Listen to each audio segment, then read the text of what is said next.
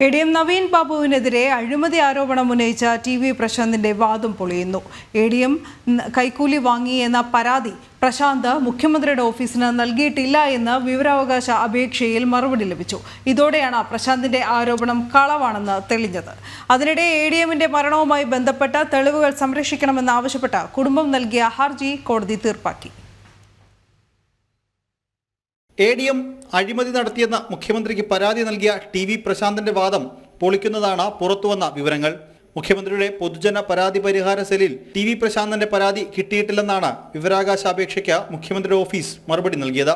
ഇരിക്കൂർ മുസ്ലിം league general secretary ടി.എൻ.എ. Khader നൽകിയ അപേക്ഷയ്ക്കാണ് ഈ മറുപടി ലഭിച്ചത്. ഇതോടെ എ.ഡി.എമ്മിനെതിരെ പ്രശാന്തൻ ഉയർത്തിയ വാദങ്ങൾ കളവാണെന്ന് കൂടി തെളിയുകയാണ്.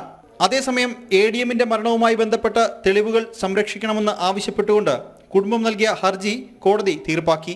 Kannur judicial first class magistrate കോടതിയാണ് തീർപ്പാക്കിയത്. തെളിവുകൾ സംരക്ഷിക്കുന്നുണ്ട് എന്ന അന്വേഷണ സംഘത്തിന്റെ റിപ്പോർട്ട് പരിഗണിച്ചാണ് കോടതിയുടെ നടപടി. ആവശ്യമായ തെളിവുകൾ ശേഖരിച്ചു വരികയാണെന്നും പോലീസ് കോടതിയിൽ റിപ്പോർട്ട് നൽകി. ജനം, കണ്ണൂർ.